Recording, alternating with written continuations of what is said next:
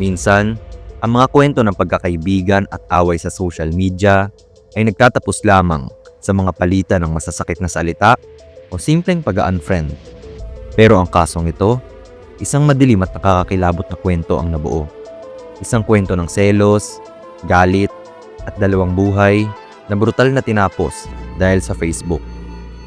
Sa maliit at tahimik na bayan ng Mountain City, Tennessee, naging sentro ng intriga ang social media account ng isang babaeng nagngangalang Janelle Potter. Sa harap ng kanyang inosenteng imahe, sino ang mag-aakalang ang simpleng friend request o status update ay mauuwi sa isang malagim na krimen. Noong taong 2012, bumalaga sa tahimik na bayan ng Mountain City, Tennessee, ang isang krimen na nag-iwan ng bakas ng takot at pagkasuklam. Sa loob ng isang simpleng tahanan, natagpuan ang mga bangkay ni Billie Jean Hayward at Billy Payne, pinatay sa brutal na paraan.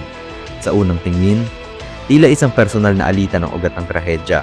Ngunit sa likod ng madilim na katotohanan ito, ay isang mas masalimuot na kwento ng galit, paninibugho at pagkakanulo. Si Billie Jean Hayward, 23 years old, at ang kanyang kasintahan, si Billy Payne, 36, ay natagpuan sa loob ng kanilang silid-tulugan noong Enero 31, 2012.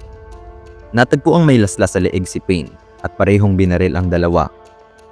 Ngunit ang lalong nagbigay ng kilabot sa eksena ay ang sanggol nilang 7 buwan. Nakarga pa ni Billie Jean sa kanyang mga bisig nang maganap ang pamamaslang.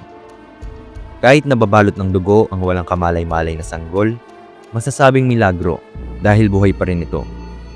Sa masusing investigasyon ng mga pulis, natuklasan ng di kapanipaniwalang motibo sa likod ng krimen. Si Janelle Potter, isang babaeng kilala sa kanilang lugar bilang mahiyain at inosente, ang pinaniniwala ang utak ng pamamaslang sa pamamagitan ng kanyang mga magulang at nobyo na si Jamie Curd. Maingat niyang plinano ang trahedya, isang masaklap na bunga ng matagal ng alitan na nagsimula lamang sa social media. Dahil dito, nakilala ang kaso bilang The Facebook Murders at naging laman ng balita sa buong bansa. Taong 2005 ay lumipat ang pamilya ni Janelle Potter sa Tennessee, USA. Ang babaeng si Janelle Potter ay hirap na gumawa ng kaibigan mula pagkabata pa lamang. At ang mga tao sa Tennessee ay hindi ganun katanggap sa kanilang komunidad ng mga taong galing sa labas. Ito ay ayon kay Janelle Potter mismo. Nahirapan siyang makipagkaibigan sa lugar na ito dahil hindi rin siya masyadong lumalabas sa bahay nila. Isa sa mga dahilan ay ang kondisyon sa kanyang kalusugan, ang diabetes. Wala rin siyang trabaho kaya marami siyang oras sa mga social media platforms gaya ng Facebook. Gawa ng wala rin naman siyang kaibigan sa labas, kaya ito na lang din ang nagsisilbing libangan niya. Sa kabila ng hindi magandang simula sa komunidad, kalaunan ay magkakaroon siya ng mga kaibigan. Pero mauuwi ito sa isang krimen dahil ipapapatay niya ang mga ito matapos siyang i-unfriend sa Facebook. Nagbago ang lahat nang makilala niya si Tracy Greenwell, isang pharmacy clerk na nakilala niya habang bumibili siya ng gamot. Si Tracy ang una niyang naging kaibigan. Naging malapit silang dalawa at hindi nagtagal, pinakilala na Tracy si Janelle sa iba pa niyang mga kaibigan, pati na rin sa kapatid niyang lalaki na si Bill Payne. Sinasabing nagkaroon ng paghanga si Janelle sa kapatid ng kaibigan niya na si Bill Payne. Inibig niya ito.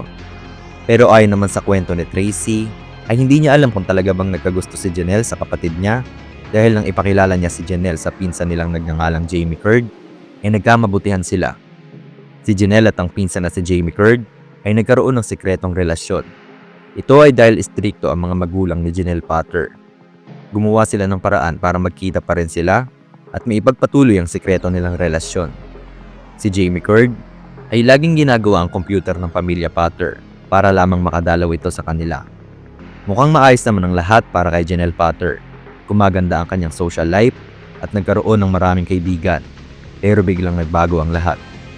Nagsimula siyang makatanggap ng cyberbullying at pananakot sa social media galing sa mga di makilalang account.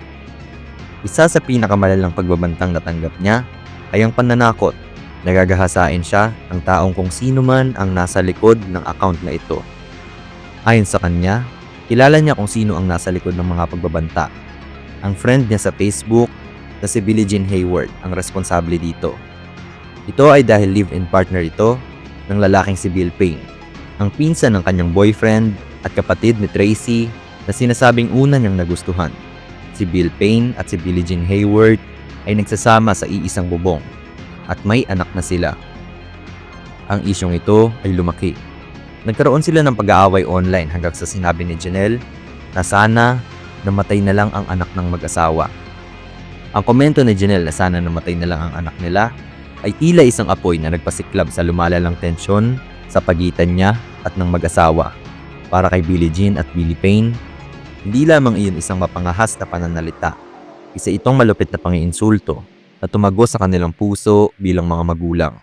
Ang kanilang anak na nooy sanggol pa lamang ay ang sentro ng kanilang pagmamahal.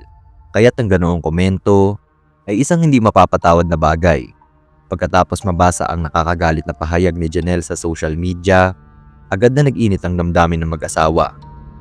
Ayon sa ilang kaibigan nila, nagkaroon ng mga palitan ng maiinit na salita online. Lalo pang pinatindi ni Billie Jean ang galit niya kay Janelle na sinasabing walang karapatang magkomento tungkol sa kanilang anak, lalo't hindi naman ito naranasan ang pagiging magulang. Samantala, si Billy Payne ay naging tahimik, ngunit halatang may namumuong galit dahil sa patuloy na paninira ni Janelle sa kanilang pamilya. Ayon sa ilang testimonya, nagsimula nang tumanggap ng mga pasaring na mensahe ang mag-asawa mula sa mga malapit kay Janelle, kasama na ang kanyang mga magulang. Ang ilan sa mga mensaheng ito ay naglalaman ng tila mga banta na lalong nagpatindi ng takot at galit sa magkabilang panig. Naging paranoid si Janelle sa mga nangyayari at laging iniisip na may taong galit sa kanya at gusto siyang patayin. Isang beses ay may nakuha ang mga pulis na bato sa harap ng bahay ng pamilya ni Janelle. Nakalagay sa bato ang mga pangalang Billie Jean at Bill Payne. Ang mga pangyayari ay naging mitya para i-unfriend nila ang isa't isa sa Facebook. January 31, 2012. Nakita ang mag-asawang Payne at Hayward na wala ng buhay sa kanilang bahay at may tama ng bala sa mukha at hiwa sa leeg ni Payne. Nasa mga bisig naman ng babaeng si Hayward ang 7 buwang sanggol na anak nila. Sa kabila ng lagim, milagrosong ligtas ang sanggol, bagamat tahimik itong umiiyak sa tabi ng bangkay ng kanyang ina. Ang brutal na krimen ay nagdulot ng matinding pagkabigla sa komunidad. Kilala ang mag-asawa bilang mga tahimik na tao, kaya't palaisipan kung sino at bakit may gumawa ng ganoong karumal-dumal na gawain. Agad na pinuntahan ng mga otoridad ang lugar ng insidente. Matapos ang pagsusuri, lumabas na walang senyales ng forced entry. Ibig sabihin, kilala ng mag-asawa ang pumatay sa kanila o sinadya nilang papasukin ang salarin. Habang iniimbestigahan ang kaso, nadiskubre ng mga pulis ang matagal ng alitan sa pagitan ng mag-asawa at ni Janelle Potter. Sa pagtatanong sa mga kaibigan at kapitbahay, lumabas ang mga kwento ng online na away at mga banta. Sa puntong ito, naging malinaw sa mga investigador na ang social media feud na ito ay maaaring may kaugnayan sa krimen. Nang interviewin ng mga pulis, ay kinatago ni Janelle ang relasyon niya sa lalaking si Jamie Curd.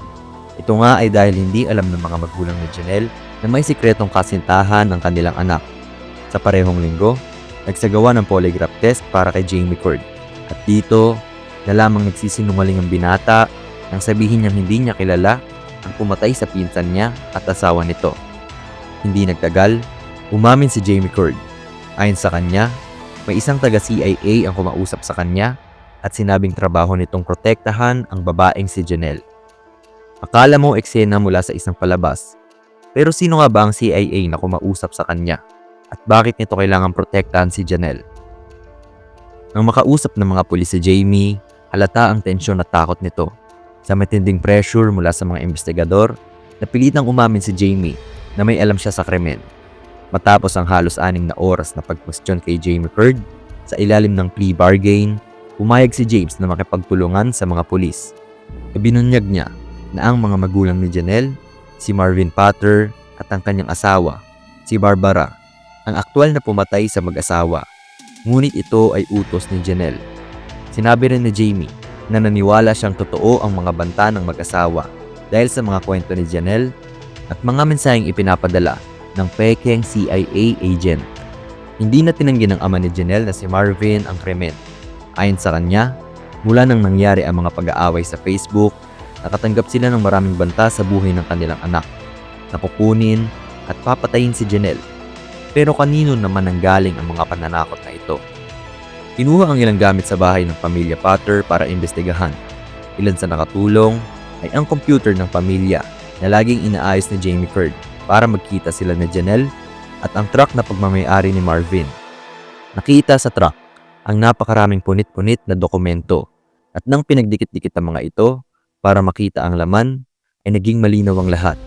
Ang lalaking si Chris na sinasabing nagtatrabaho sa CIA at trabahong protektahan si Janelle ang nagbigay sa mga magulang ni Janelle ng impormasyon na may banta daw sa buhay ng kanilang anak. Nagsisend siya ng mga email at nagawang lokohin si Barbara na ina ni Janelle upang maniwalang may mga nagmamatsyag sa kanila at gustong saktan ang anak nila sa lahat ng oras. Ito rin ang nag-udyo kay Marvin na tatay ni Janelle na patayin ng mag-asawang Bill Payne at Billie Jean Hayward dahil di umano ay banta ito sa buhay ng kanilang anak. Nang itrace kung saan nanggaling ang mensaheng ito na sinasabing nanggaling sa CIA agent na si Chris, itinuro nito ang lokasyong kapareho ng IP address ng bahay ng pamilya Potter. Ang CIA agent na si Chris ay walang iba kung hindi si Janelle Potter. Nilinlang at pinaglaruan niya ang sarili niyang mga magulang para gawin ng mga ito ang gusto niya. Nagawa niyang lokohin hindi lamang ang kanyang mga magulang, kung hindi pati na rin ang sarili niya na may banta sa kanyang buhay dahil sa sobrang dami niyang oras sa social media. Masyado siyang mahal ng kanyang mga magulang na nagbigay daan upang madali silang maloko ng sarili nilang anak. Hindi na nila pinagdudahan ang mga sinasabi ng isang CIA agent na hindi naman nila kakilala. August 2013, inaresto ang mag-inang Potter. October 2013 naman, nahatulang guilty ang ama ng pamilya Potter at may hinaharap na 2 bilang ng habang buhay na pagkakakulong. Ang karelasyon ni Janelle na si Jamie Curd na pinsan ng namatay na ama ay may hinaharap na 25 taon ng pagkakakulong. Halos 3 taon at kalahati ang lumipas. Mayo ng taong 2015 ay sumabak na sa trial ang mag-inang Janelle at Barbara. Dito ay nakumpirma ang mga email mula sa CIA agent ay gawa mismo ni Janelle. Guilty sa first-degree murder ang hatol sa kanila at parehong pinarusahan ng habang buhay na pagkakakulong. Ang kasong ito ay hindi lamang simpleng alitan sa social media. Ito ay kwento ng obsesyon, kasinungalingan at manipulasyon. Isang halimbawa ng kung paanong ang galit at pagkakanulo ay maaaring magbunga ng karahasan na walang kapantay.